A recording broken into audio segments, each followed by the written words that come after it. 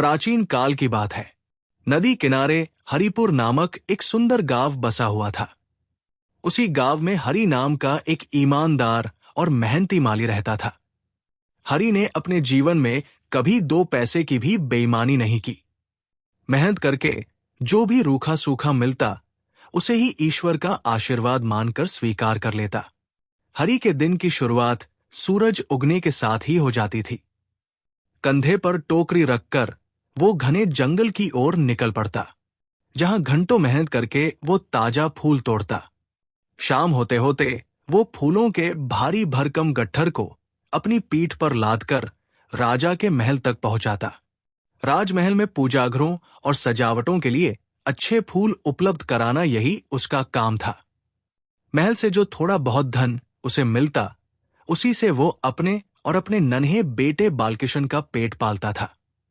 बालकिशन ही हरि की पूरी दुनिया था, क्योंकि 3 वर्ष पहले एक बीमारी के कारण उसकी पत्नी का देहांत हो गया था। एक दिन हमेशा की तरह हरि जंगल की ओर जा रहा था।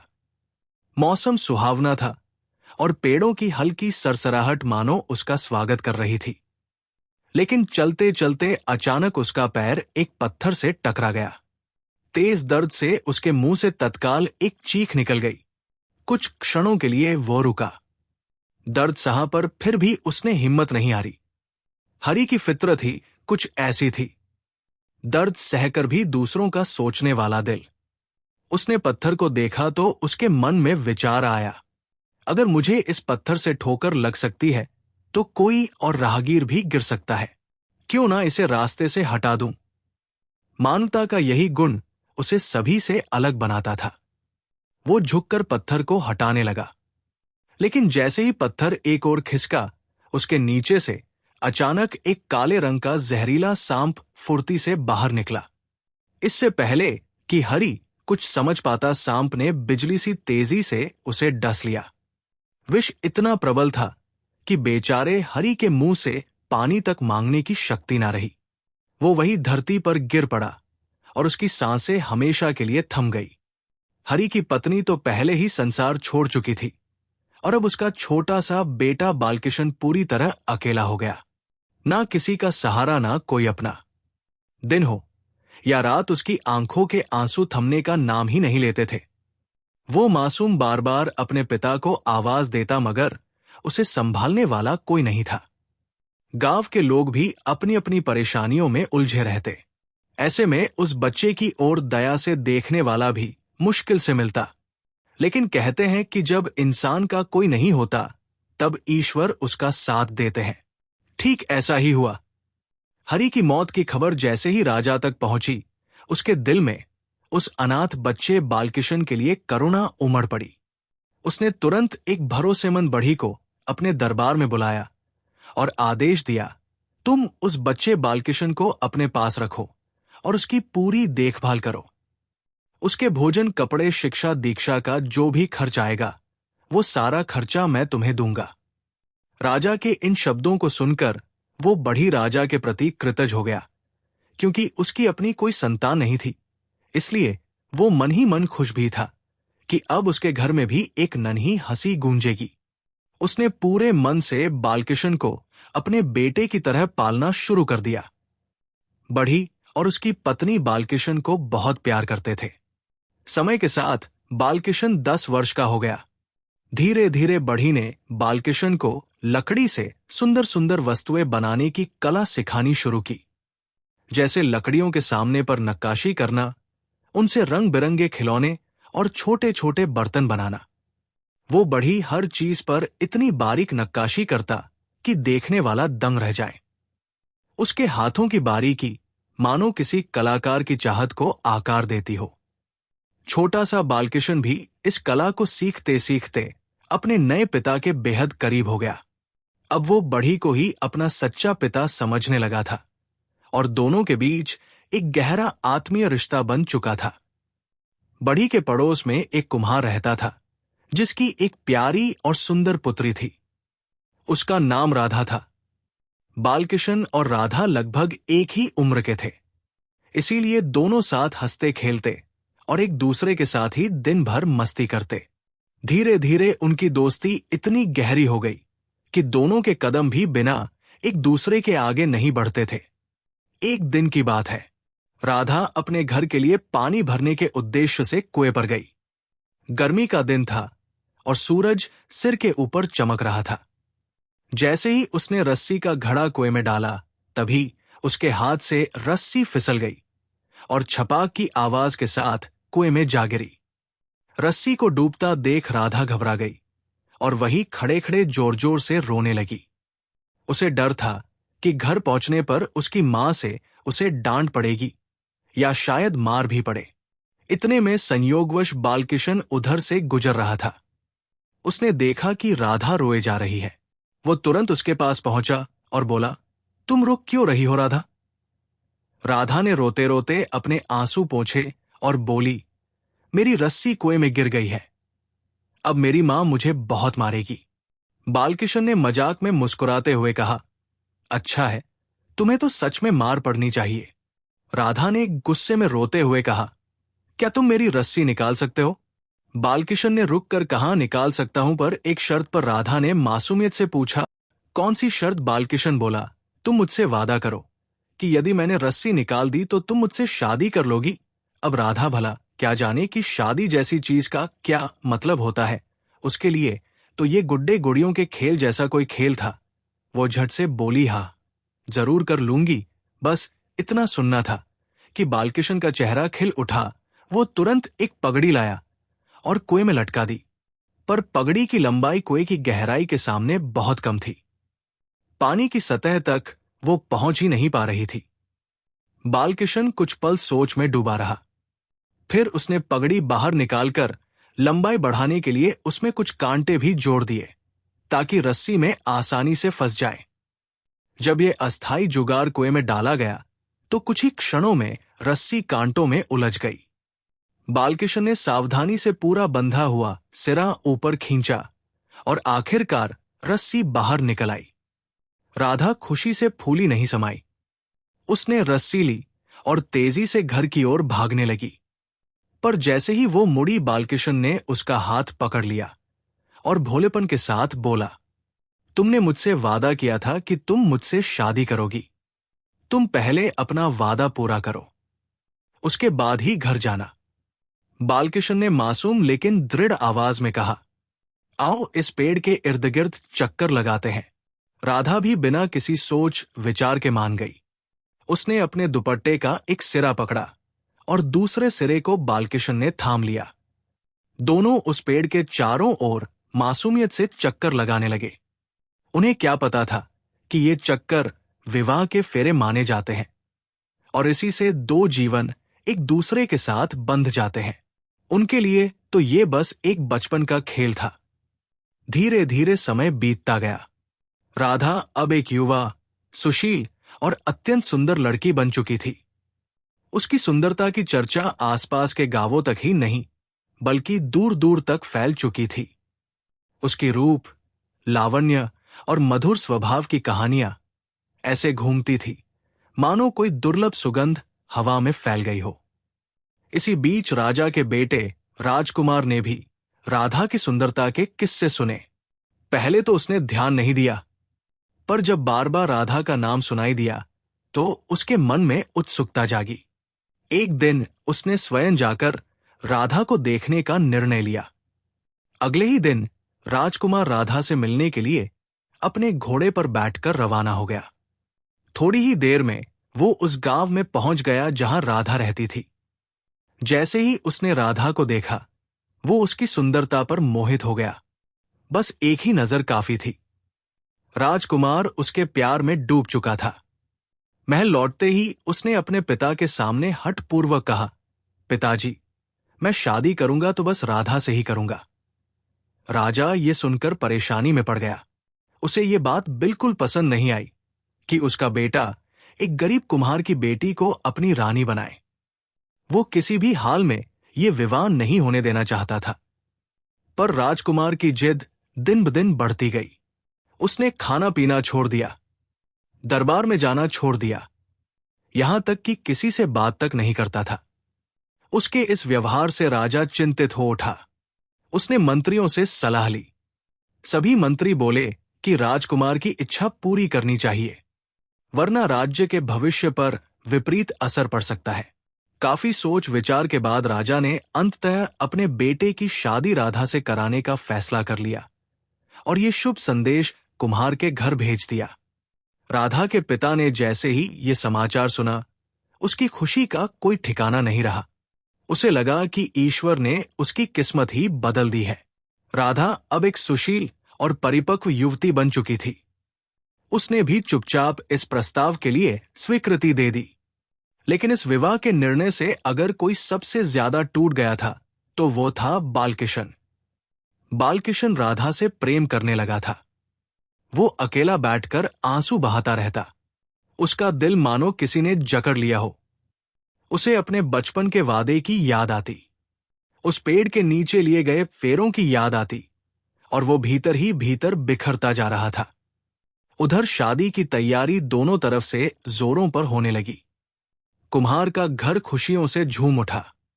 पूरे गांव में उत्साह था। हर ओर बधाइयां दी जा रही थी, पर साथ ही लोगों में ईर्ष्या भी थी। आखिर गरीब कुम्हार की किस्मत अचानक ऐसे कैसे चमक गई? उस समय यह प्रथा थी कि विवाह तय होने से पहले पंडित लड़की का हाथ या जन्मत्री देखकर शुभ अशुभ का निर्णय देता था। राजा ने भी एक विद्वान पंडित को राधा की जन्मत्री देखने के लिए उसके घर भेजा, ताकि वो विवाह के लिए शुभ मुहूर्त निकाल सके। राधा ने साफ सुथरे कपड़े पहनकर पंडित के सामने बैठने के लिए तैयारी की। पंडित ने उसका हाथ पकड़ा और गहराई से देखने लगा। तभी वहां पर एक नवयुवक दौड़ते हुए आया और बोला, अरे पंडित जी, राधा की शादी तो पहले ही बालकिशन से हो चुकी है। इन दोनों ने गांव के बाहर बरगद के पेड़ के चारों ओर शादी के फेरे लिए हैं। ये सुनकर राधा के माता पिता और वहां खड़े सभी लोगों के पैरों तले जैसे जमीन खिसक गई। पंडित ने चौंक कर तुरंत राधा का हाथ छोड़ दिया और गंभीर आवाज में बोला, क्या सच में इस लड़की की शादी पहले ही हो चुकी है? राधा के पिता लड़खड़ाते हुए आगे बढ़े और विनती भरी आवाज में बोले, पंडित जी, ऐसा मत कहिए। ये नवयुवक झूठ बोल रहा है। जरूर इससे कोई भूल हुई है। मेरी बेटी तो बिल्कुल कुंवारी है। कृपा कर आप शादी का मुहूर्त देखिए। पर पंडित ने कठोर स्वर में कहा, मैं बिना इस बात की पुष्टि के आगे का कोई भी कार्य संपन्न नहीं कर सकता। हो सकता है तुम लोग अपने स्वार्थ के लिए सच छुपा रहे हो। तुम राजा के बेटे से एक शादीशुदा लड़की का विवाह कैसे करवा सकते हो? ये सुनते ही राधा के पिता की आंखों में मानो खून उतर आया। वह क्रोध से कांपते हुए आगे बढ़ा और झटके से राधा का हाथ पकड़कर बोला, सच सच बता, ये क्या मामला है? क्या सच में तेरी शादी हो चुकी है? बेचारी राधा डर के मारे कांपने लगी। उसके पास कोई जवाब नहीं था। उसकी नजरें अनायास ही पास खड़े बालकिशन पर टिक गई। उस बालकिशन पर जिसके साथ उसने बचपन में अनजाने में एक ऐसा वादा कर लिया था, जिसकी गंभीरता वो तब समझ भी नहीं पाई थी।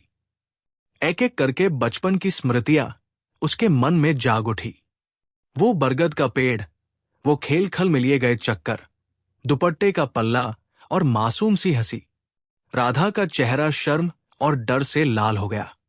अंततः उसकी आंखें झुक गई और उसने कांपती आवाज में पंडित के आगे सब सच सच कह दिया।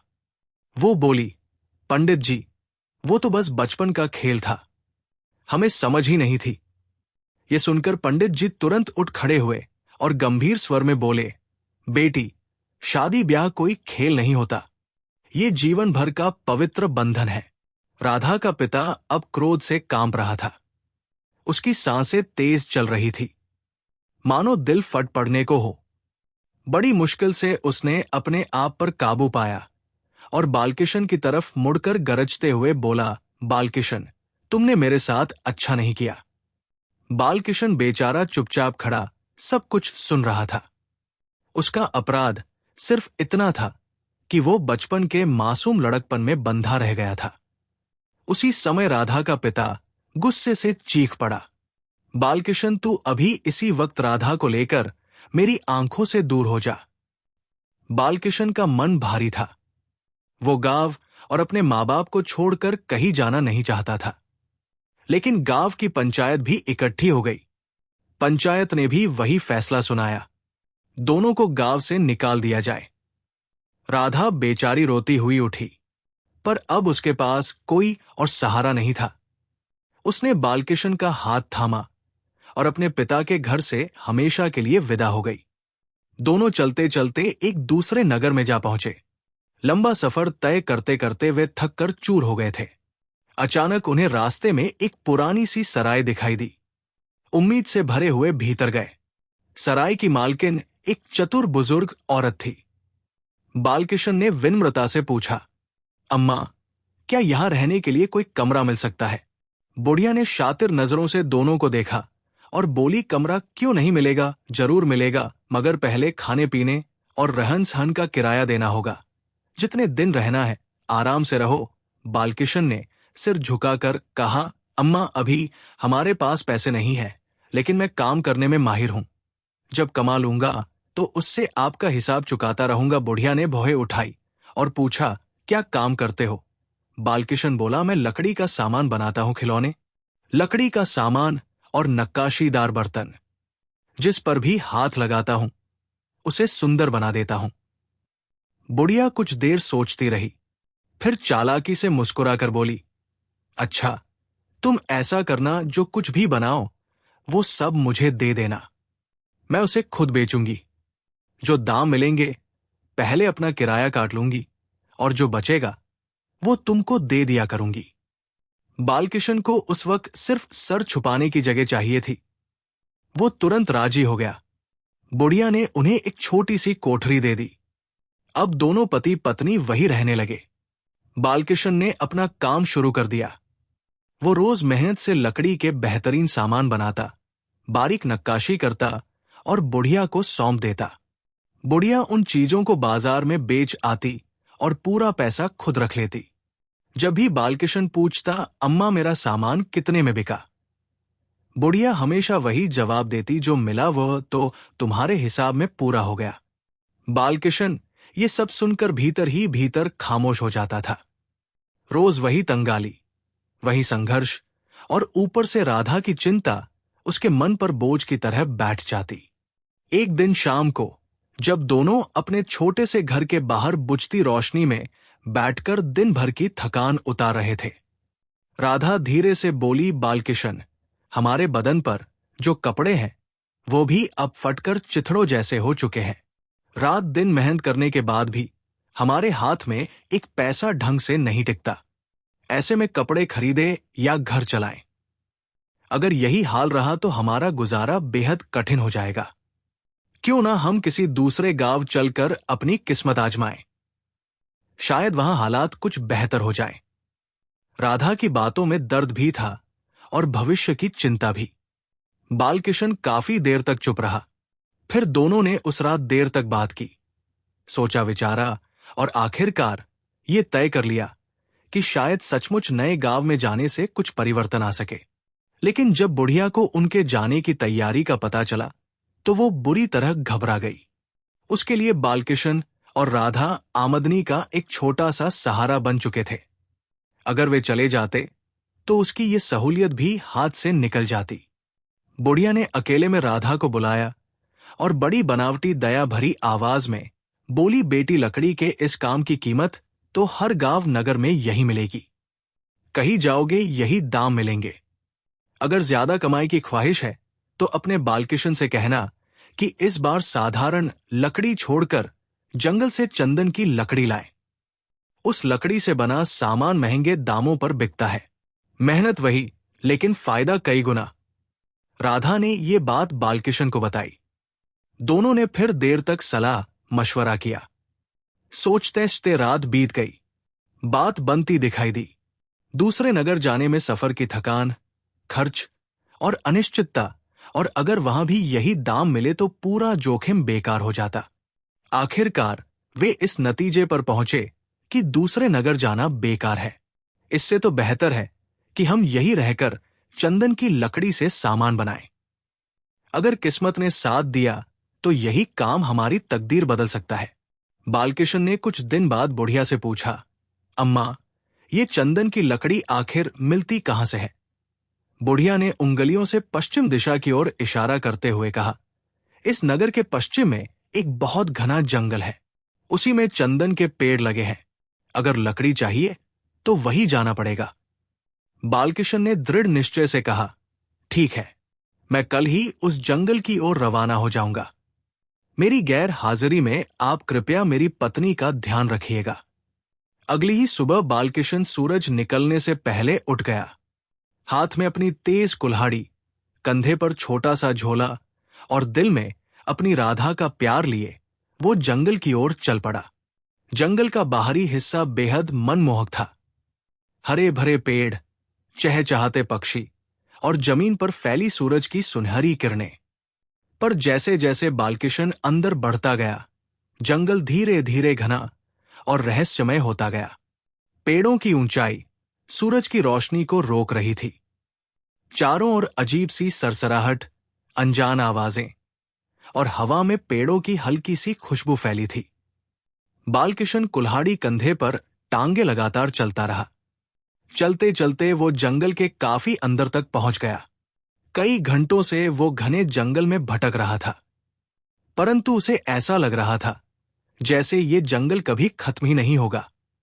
बालकिशन का हृदय तेजी से धड़क रहा था, लेकिन फिर भी वो हिम्मत बटोरकर आगे बढ़ता चला गया। चलते चलते उसे अचानक दूर पर पानी की चमक दिखाई दी। जब वो पास पहुंचा तो देखा एक शांत विस्तृत जौहर उसके सामने था।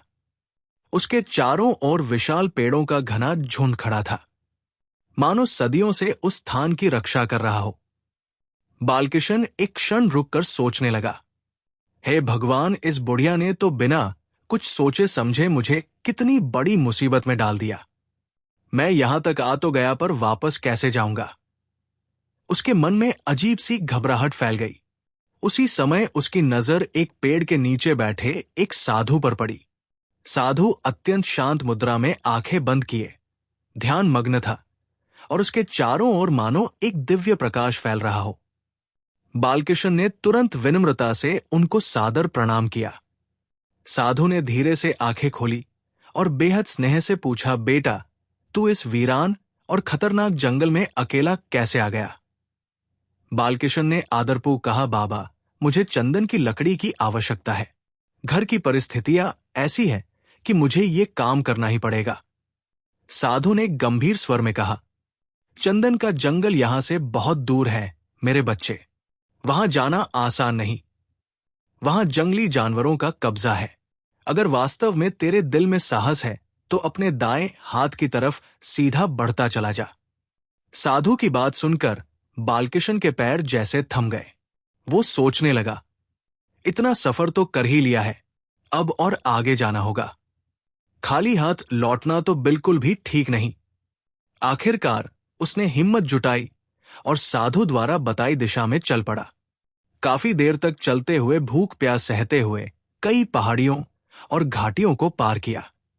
हवा में चंदन की हल्की खुशबू आने लगी और उसे समझ आ गया कि वो सही रास्ते पर है। कई घंटों की कठिन यात्रा के बाद अंततः वो चंदन के जंगल तक पहुंच गया। ऊंचे ऊंचे पेड़ों से फैली खुशबू जैसे उसके मन में नई ऊर्जा भर रही थी। उसने अपनी कुल्हाड़ी निकाली और चंदन की चुनिंदा लकड़ियां काटनी शुरू कर दी। फिर उसने घास फूस इकट्ठा करके एक बड़ा सा गट्ठर बनाया। उसे मजबूती से रस्सी से बांधा और बहुत कठिनाई से अपने कंधे पर उठा लिया। अकेला आदमी इतना भारी बोझ कब तक उठाए रखता? थोड़ी दूर चलता, फिर लकड़ियों का गट्ठर नीचे रखकर सांसें संभालता, फिर उठाता और आगे बढ़ता। इस तरह लगातार संघर्ष करते हुए उसने आधे से ज्यादा जंगल पार कर लिया। बालकिशन काफी थक चुका था, इसलिए एक शांत झील के किनारे बैठकर आराम करने लगा। उसने लकड़ियों का बोझ जमीन पर रखा ही था कि अचानक जंगल के अंदर से एक तेज दिल दहला देने वाली चीख सुनाई दी। किसी महिला की चीख। बालकिशन चौकन्ना हो गया। उसने बिना देर किए लकड़ियों का गट्ठर वहीं छोड़ दिया, कुल्हाड़ी हाथ में उठाई और तेजी से उसी दिशा की ओर दौड़ पड़ा। थोड़ी ही दूरी पर पहुंचकर उसने देखा कि एक खूंखार भालू एक गाय को जमीन पर दबोचे हुए था और अगले ही पल उसे चीर देने वाला था। बालकिशन के भीतर का साहस अचानक जाग उठा। उसने बिना सोचे समझे अपनी कुल्हाड़ी लहराई और जोरदार हमला कर दिया। भालू तड़पकर गाय को छोड़कर मुड़ा और भयावह गुर्राहट के साथ बालकिशन पर झपट पड़ा। भालू की आंखों में खून की प्यास साफ दिखाई दे रही थी। बालकिशन ने पूरी ताकत से दूसरा वार किया। कुछ पलों की भयंकर लड़ाई के बाद भालू जमीन पर गिर पड़ा, निढाल हमेशा के लिए शांत। लेकिन इस संघर्ष में बालकिशन बुरी तरह घायल हो चुका था। उसके शरीर पर गहरे घाव थे और खून तेजी से बह रहा था। जिस क्षण उसने सोचा कि शायद वो खड़ा रह पाएगा, उसी क्षण उसकी आंखों के आगे अंधेरा छा गया और वो जमीन पर गिरकर पूरी तरह बेहोश हो गया। बालकिशन को जब धीरे धीरे होश आया तो उसे ऐसा लगा मानो वो किसी अनजान दुनिया में आ गया हो। उसकी आंखें खुली तो उसने खुद को एक छोटी लेकिन बेहद साफ सुथरी मिट्टी की झोपड़ी में लेटा पाया। झोपड़ी के अंदर हल्की धूप एक कोने से छन कर आ रही थी और उसके पास ही एक बूढ़ी औरत चिंता भरी नजरों से उस पर निगाहें टिकाए बैठी थी। बालकिशन ने दर्द से करहाते हुए पूछा, अम्मा, आप कौन हैं? मैं यहां कैसे आया? बूढ़ी औरत ने उसके माथे पर हाथ फेरते हुए धीमे स्वर में कहा, बेटा, मेरा पति भी तुम्हारी ही तरह लकड़हारा था। सालों पहले एक दुर्घटना में उसकी मौत हो गई और तब से मैं अकेली इसी जंगल की झोपड़ी में रहती हूं। साल भर जंगल से जड़ी बूटियां इकट्ठी करती हूं और जब मौसम बदलता है तो उन्हें नगर जाकर बेच आती हूं। उसी कमाई से मेरा गुजारा चलता है। बालकिशन ने दर्द से भरी आवाज में पूछा, लेकिन मैं यहां कैसे पहुंचा? बूढ़ी औरत ने गहरी सांस लेते हुए बालकिशन को सारी बात बताई और कहा, बेटा, लड़ाई में तुम बहुत जख्मी हो गए और वहीं गिर पड़े। मैं तुम्हें किसी तरह उठाकर अपनी झोपड़ी में ले आई।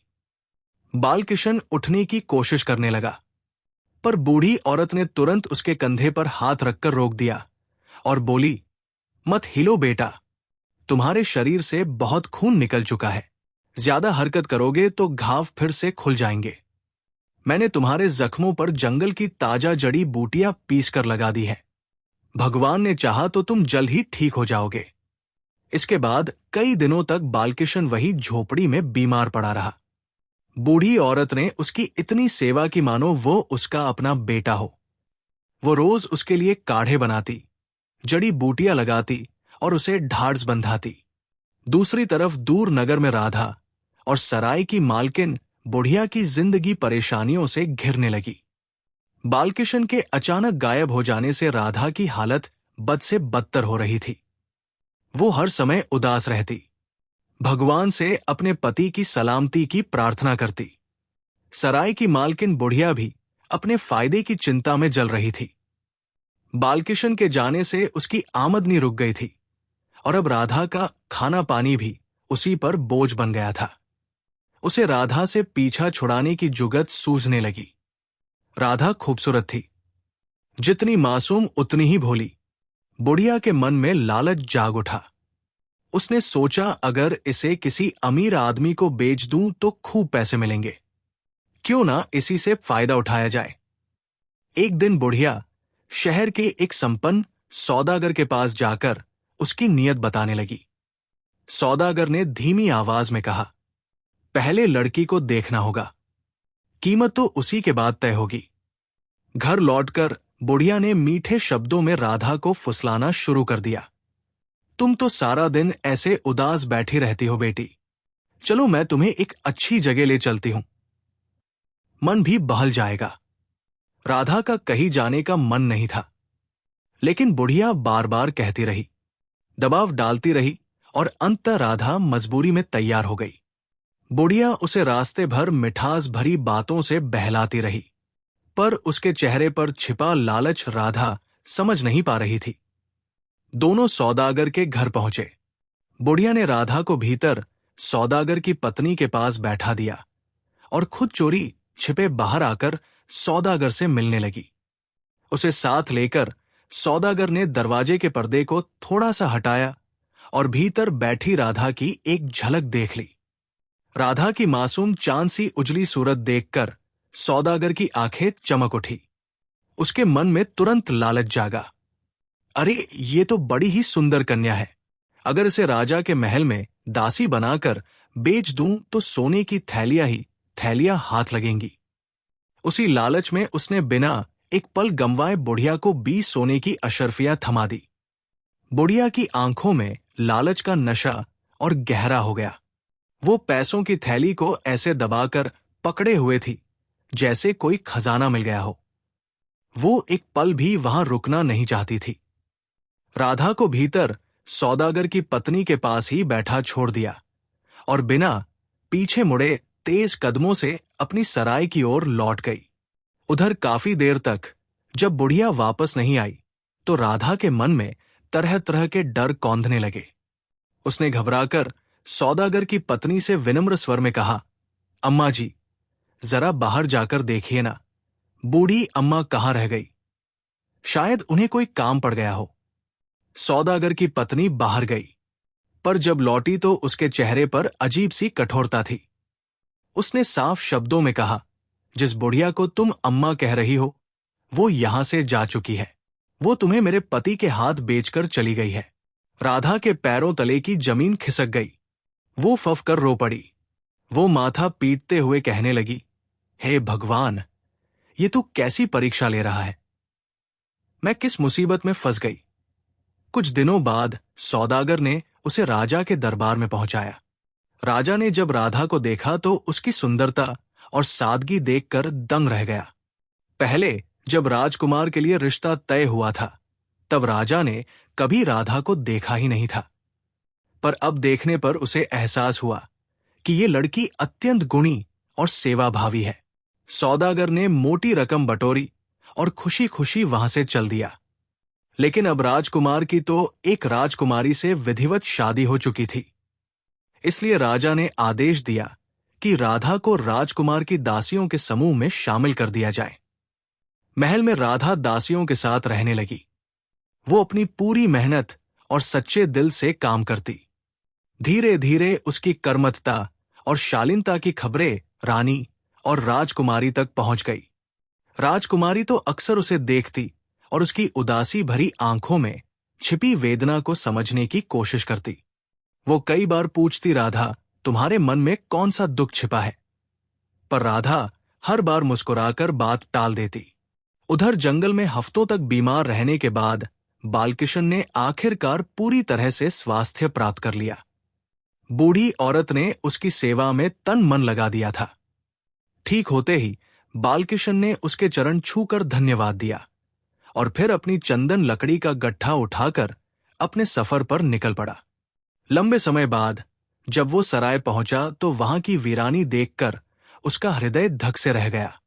उसने बेचैन होकर बुढ़िया से पूछा, अम्मा राधा कहाँ है? बुढ़िया ने बड़ी चालाकी से भौहें सिकोड़कर जवाब दिया, मैं क्या जानूं वो कहाँ गई। तुम्हारे जाने के बाद मैंने उसे बहुत प्यार से रखा था, लेकिन एक दिन अचानक उठकर पता नहीं कहां चली गई। बालकिशन को ऐसा लगा जैसे किसी ने उसके पैरों तले से जमीन ही खींच ली हो। वो चकरा गया, आंखें भर आई। वो बुदबुदाया, मैं अभी उसकी तलाश में निकलता हूं। ये सुनते ही बुढ़िया गुस्से में तमतमा उठी और बोली, उसे ढूंढने बाद में जाना, पहले मेरा हिसाब किताब चुकाओ। तुम्हारे पीछे मैंने कई दिनों तक तुम्हारी पत्नी को खिलाया पिलाया, उसकी देखभाल की, वो सब खर्चा कौन देगा? बेचारा बालकिशन, उसकी जेब में तो फूटी कौड़ी भी नहीं थी। उसने गिड़गिड़ाते हुए कहा, अम्मा, राधा मिल जाएगी तो मैं वापस यही आकर रहूंगा। बालकिशन ने भारी मन से बुढ़िया की ओर देखा और धीमे स्वर में बोला, अम्मा, मैं बहुत सी चंदन की लकड़ियां लेकर आया हूं। जब वापस आऊंगा तो इनसे आकर्षक सामान बनाकर बेचूंगा और तब तुम्हारा सारा हिसाब किताब चुका दूंगा। लेकिन बुढ़िया तो पहले से ही शक और लालच में डूबी हुई थी। वो तिरस्कार भरे स्वर में बोली, कौन जाने वो लड़की कहां चली गई है, कब मिलेगी भी या नहीं, कौन कह सकता है। उसकी तलाश में महीनों भी लग सकते हैं। मैं इतना लंबा इंतजार नहीं कर सकती। पहले तुम चंदन की लकड़ियों का सारा सामान बनाकर दो, फिर जहां चाहो वहां चले जाना। बेचारे बालकिशन के पास कोई विकल्प नहीं बचा था। राधा की यादों से भरा उसका हृदय रो रहा था, लेकिन परिस्थितियों ने उसे मजबूर कर दिया। उसने गहरी सांस लेकर बुढ़िया की शर्त मान ली। अब वो दिन रात चंदन की लकड़ियों पर नक्काशी करता रहता, पर हर नक्काशी के बीच उसका मन राधा के चेहरे की ओर लौट जाता। कई बार वो अनजाने में उन लकड़ियों पर राधा का नाम उकेर देता, जैसे हर छेनी की चोट उसकी यादों को और गहरा कर रही हो। बुढ़िया बड़ी चालाकी से वो सामान राजा के महल में पहुंचाती और राजकुमारी को महंगे दामों पर बेच आती। राजकुमारी को चंदन की लकड़ी की चीजों की खुशबू और कारीगरी इतनी पसंद थी कि जो भी वस्तु बुढ़िया लाती वो तुरंत खरीद लेती। धीरे धीरे महल में चंदन की मनमोहक सुगंध फैलने लगी, पर राजकुमारी को यह पता नहीं था कि इन वस्तुओं में किसी का विरह भी छिपा हुआ है।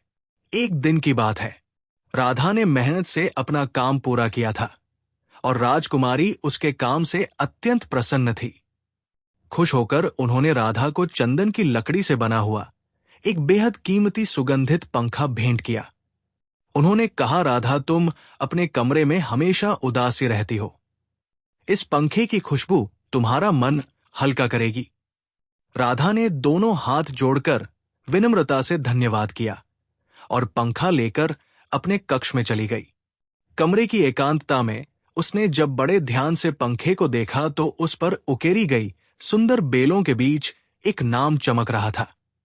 राधा उसका हृदय जैसे धड़कना ही भूल गया। ये नक्काशी, ये स्पर्श, ये सुगंध सब कुछ बालकिशन का था। वो तुरंत समझ गई कि ये वस्तु उसके पति के हाथों की बनी हुई है। खुशी, दर्द, आश्चर्य सभी भाव उसके भीतर एक साथ उमड़ पड़े। वो पंखे को अपने सीने से लगाकर चूमने लगी और बालकिशन को याद करके सिसक सिसक के रोने लगी। उसी समय महल की दासियां उसके कक्ष में पहुंची। उन्होंने देखा कि राधा पंखे को देखते हुए रोए जा रही थी। सबने घबरा कर पूछा, राधा, क्या हुआ? क्यों रो रही हो? पता नहीं क्यों, पर राधा ने किसी को कोई जवाब नहीं दिया। वो बस रोती रही, जैसे इतने दिनों का विरह एक ही पल में बाहर निकल आया हो। दासियों ने तुरंत ये बात राजकुमारी तक पहुंचाई। राजकुमारी ने राधा को अपने पास बुलाया और पूछा, तुम वो पंखा चूम चूम कर क्यों रो रही थी राधा? कुछ तो बात है। तभी दरवाजे पर कदमों की आहट हुई और राजकुमार वहां आ पहुंचे। उनकी नजर जैसे ही राधा पर पड़ी, वे चौंक गए। अरे, ये तो वही कुम्हार की बेटी है जिससे मैं कभी विवाह करना चाहता था। राजकुमार के मुंह से आश्चर्य और भावुकता से भरे शब्द निकले। राधा स्तब्ध रह गई। राजकुमारी ने यह सुना तो उनका चेहरा भी आश्चर्य से भर गया। उन्होंने तुरंत पूछा, आप इस लड़की को कैसे जानते हैं? राजकुमारी के प्रश्न पर राजकुमार कुछ क्षण के लिए ठिठक गए। वो समझ नहीं पा रहे थे कि इतने अचानक सच बता देना ठीक होगा या नहीं। इसलिए उन्होंने हल्के से हाथ का इशारा करके राजकुमारी को समझा दिया कि मैं तुम्हें सब कुछ बाद में विस्तार से समझाऊंगा।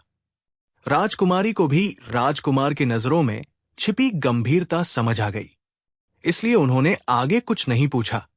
तभी राजकुमार ने राधा की ओर देखा और शांत स्वर में कहा, राधा, अब तुम बिना किसी भय के सच सच बता दो कि तुम्हारे साथ अब तक क्या हुआ।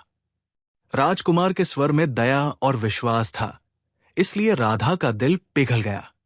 उसने गहरी सांस ली और रोते रोते अपनी पूरी दास्तान सुना दी। कैसे उसके पति बालकिशन को धोखे से जंगल भेजा गया, कैसे उसे घर से बहला फुसला कर ले जाया गया और फिर कैसे उसे सौदागर के हाथ बेच दिया गया। राधा की दुख भरी कहानी सुनकर राजकुमारी का हृदय भी द्रवित हो उठा। वो कुछ क्षण सोचती हुई बोली, मुझे नियमित रूप से एक बुढ़िया चंदन की लकड़ी से बने सामान बेचने आती है। उसकी बातें भी कुछ अजीब अजीब सी लगती थी। राजकुमार ने बात पूरी सुने बिना ही तुरंत आदेश दिया, उसे तुरंत यहां बुलवाओ। सिपाहियों ने जैसे ही फरमान सुना, वे तेजी से दौड़े और कुछ ही देर में वो बुढ़िया कांपती हुई महल में पेश कर दी गई।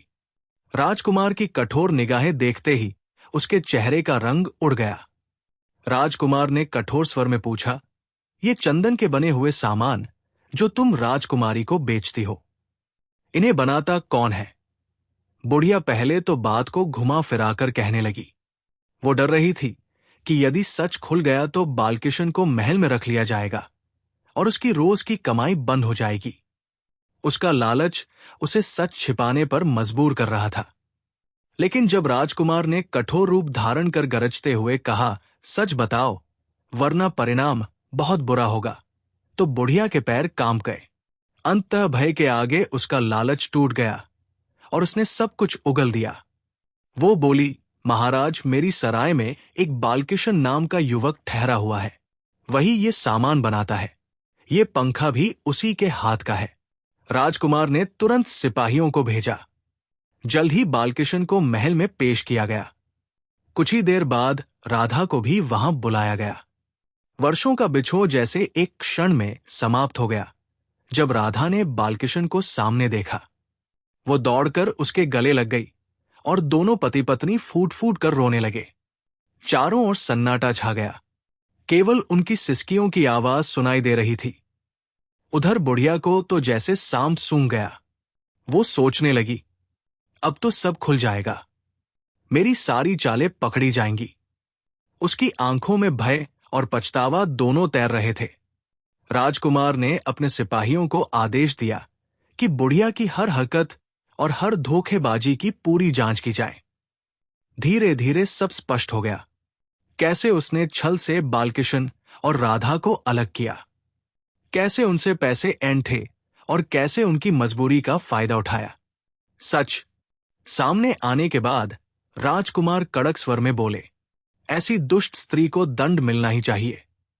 राजकुमार के आदेश पर बुढ़िया को तत्काल धोखाधड़ी और मानव बिक्री के अपराध में कारागार में डाल दिया गया।